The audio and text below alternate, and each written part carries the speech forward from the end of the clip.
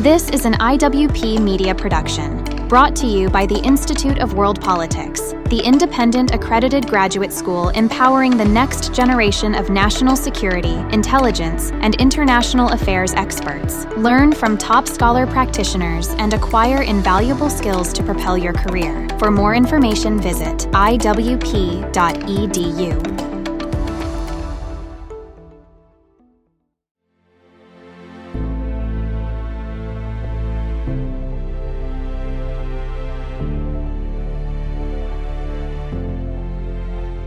Thank you for joining us. If you're enjoying these interviews, hit that subscribe button.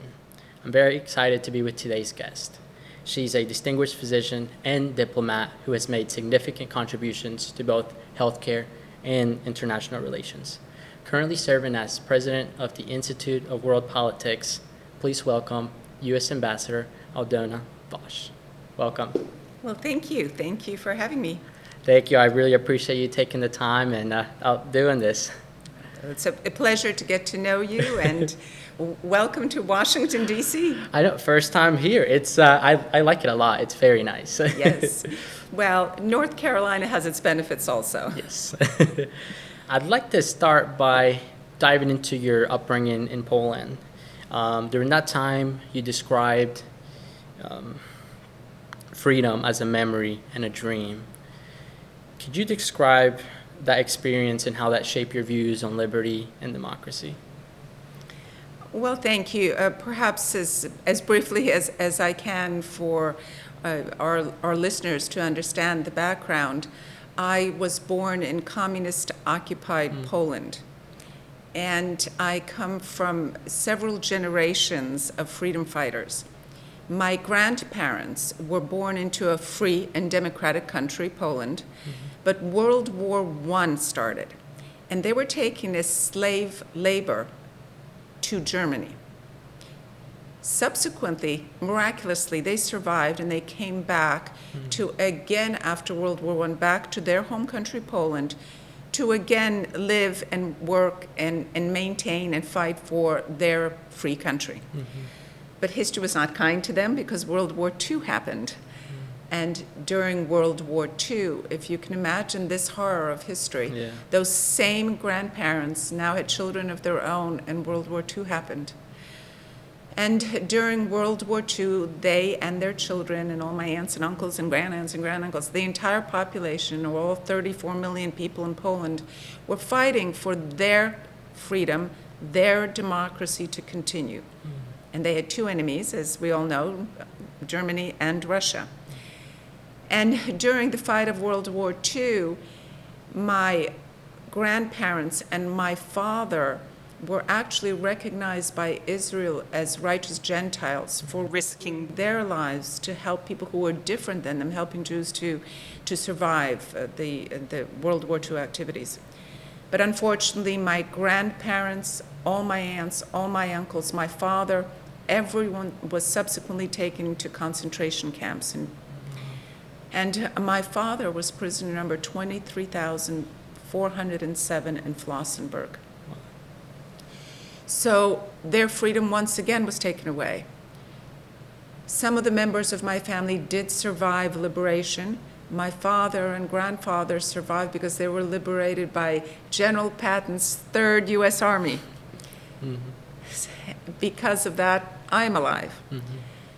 But I was born under communist rule because the end of World War II happened at Yalta, where the freedom of countries and millions of people was unfortunately given away without their permission. So I grew up as a young child living under not having freedom, remembering knocks on the door and having my father being taken away, not knowing in the middle of the night whether he would be brought back. Wow. I remember vividly asking my mother, why is father's briefcase always by his bedside and not on his desk? And I was informed, in case he has to leave quickly or we have to leave quickly in the middle of the night, we take our documents. Wow. So I grew up with a lack of freedom. And for me, it is my moral obligation now as an American to protect the freedoms and the liberties and the democracy of this country so that my children can live in this same glorious country as I do now. Mm-hmm. And what do you think is one of the biggest things that stand against that?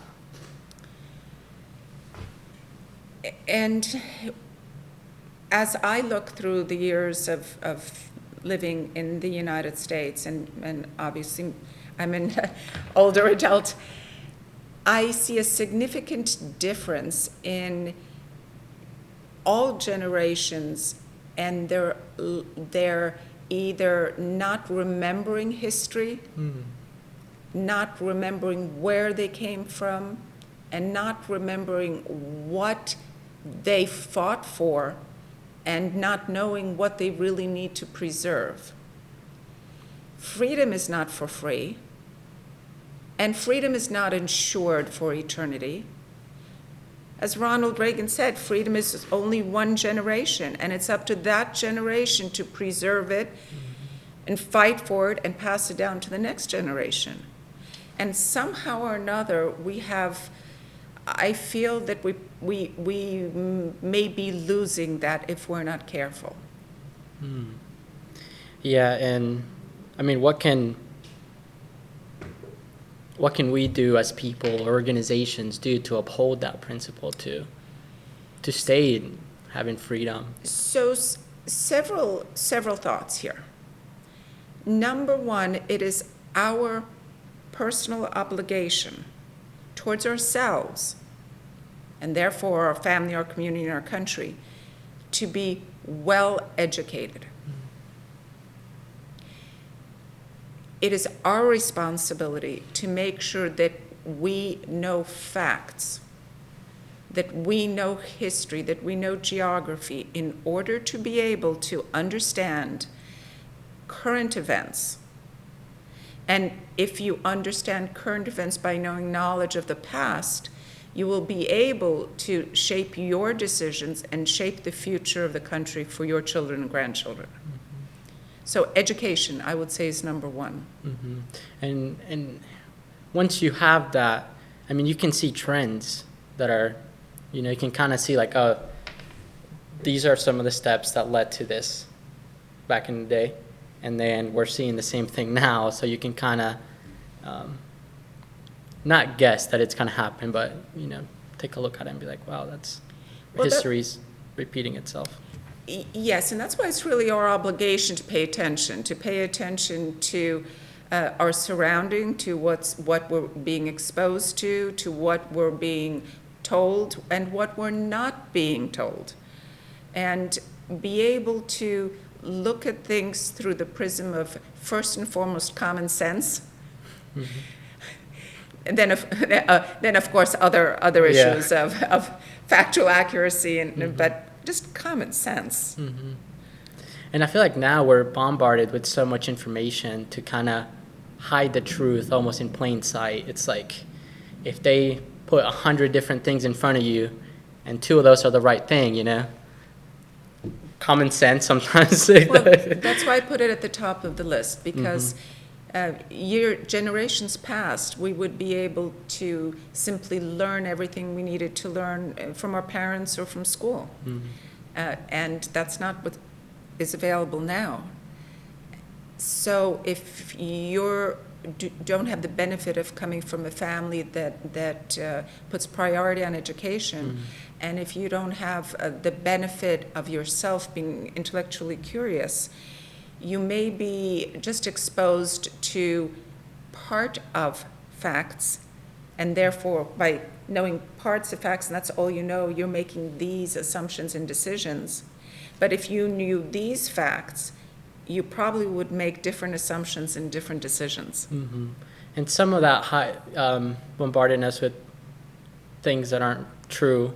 I mean, I think one of those is like removing faith from institutions. I mean, what do you think that role plays in when they remove?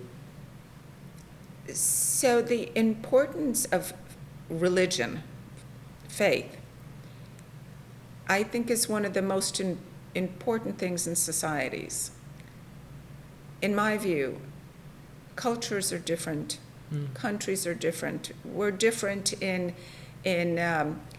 geography, history, religion, upbringing, customs, traditions, but religion has always served an enormous purpose.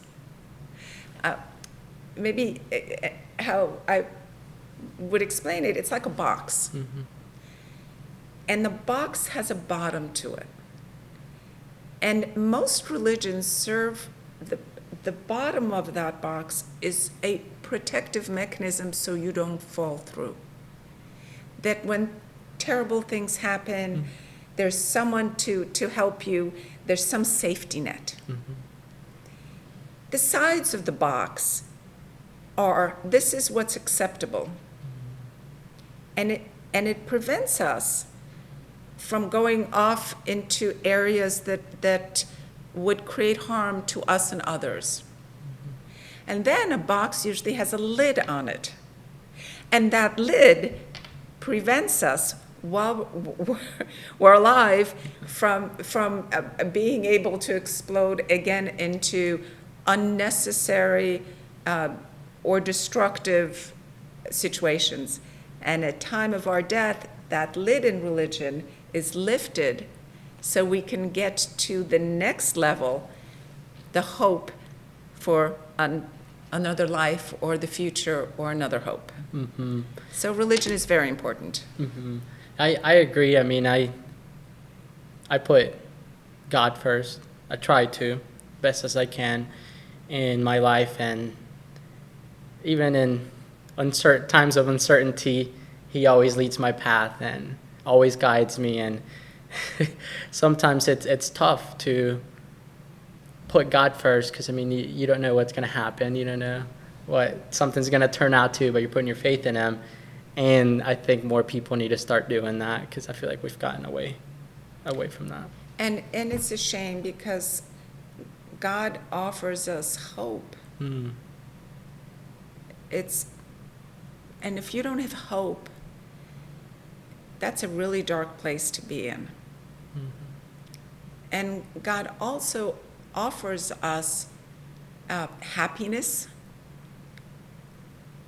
and God offers us opportunities to think a little deeper and trust our own instincts in situations.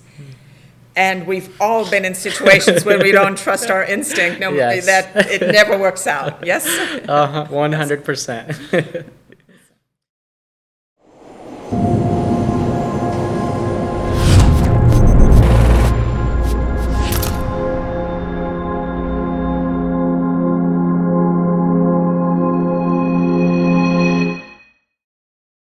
And trusting in God, I want to talk about a story you had mentioned in the past. For listeners who may not be familiar about your journey from East Berlin to West Berlin, what was it like to cross through no man's land at that time? So this was years past where East Berlin was still under communist rule, and this is after World War II, and West Berlin was free. And originally it was one city, so there was literally a wall with barbed wire on one side, another part of a wall, and you had massive security and an inability to move back and forth between the two parts of the city because they were really two different countries. So you needed, of course, a passport, you needed all your official documents, if you were, as I was at that time, an American, to move back and forth. I was driving myself from Warsaw to West Berlin, and I had to go through East Berlin to get to West Berlin. It was already in the middle of the night by the time I got to the border, and so here I am at the border crossing, leaving East Berlin, communist rule, with my American passport and the American young woman driving her Fiat over the border. And everything got cleared, and I put my car in drive, and I moved it forward. There's a relatively large distance till you get to passport control to the next next part, the free world, in West Berlin. And you can see with your eyes, you could see the passport control and the booths and the men were with like, the machine "Follow guns. us, come Yes, here." yes.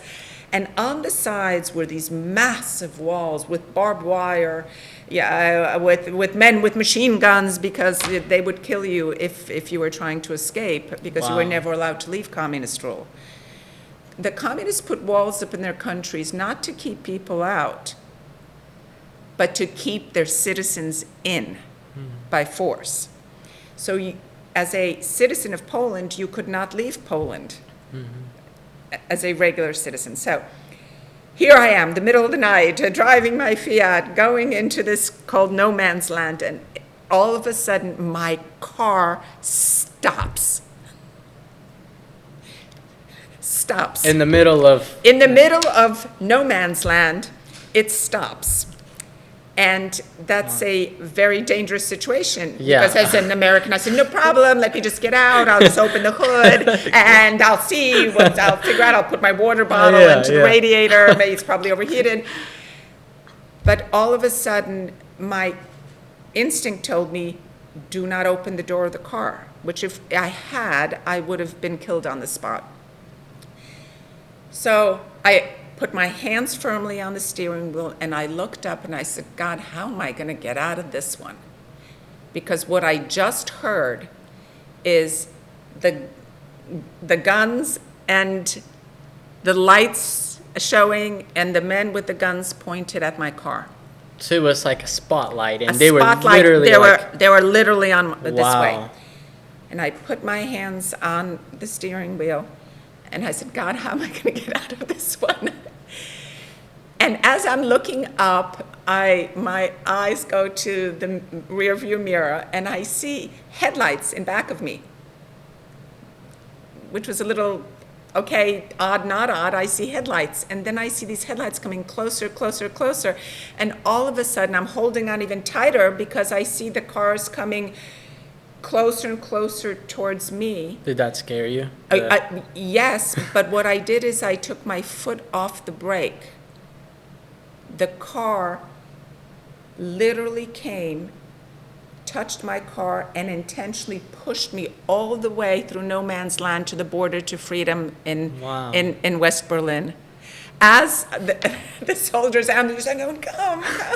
Like, wow. And talk about an act of God. And yes, a good Samaritan ended up realizing that this was, because of my license plate, a foreign citizen on Polish license plates, and saved me and pushed me through to freedom. Wow. I can't even imagine to think how I would feel in that situation. I mean, that sounds crazy. I mean, that, wow. It's, but you have to listen to your instincts, and God will guide you. Mm-hmm. Do you know who that person was after? Did you ever? Well, actually, yes. Oh, wow. So actually, yes. I did not recognize the person, of course, on the spot, because as soon as he got me to the passport control in the free section, he quickly left. But a few years later, I lived in Manhattan, and it's Sunday, and I'm looking through the New York Times and seeing what's playing where and the entertainment, and I see, oh my goodness, at Lincoln Center, oh my God, it is Christian Zimmerman, a famous world piano composer, playing at Lincoln Center. Mm-hmm. So I buy a ticket. I'm sitting in Lincoln Center, and there's world-class pianist Christian Zimmerman playing, and all of a sudden I'm like third row orchestra in the middle, and this is what I thought I saw.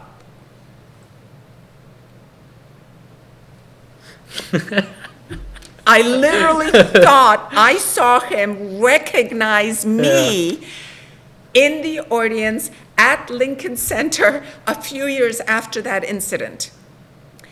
But I thought that's absolutely impossible, and I mean, how could that possibly happen? And I waited with all his groupies and fans afterwards backstage to get an autograph on my playbill, and I was the last one. I patiently waited through the crowds.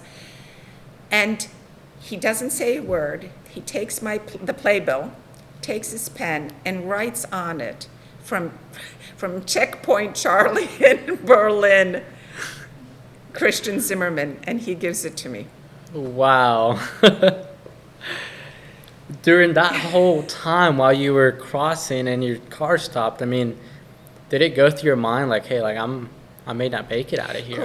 Correct. But there were many times in my life of that situation living under communist rule, but that one was just so unusual. Yeah.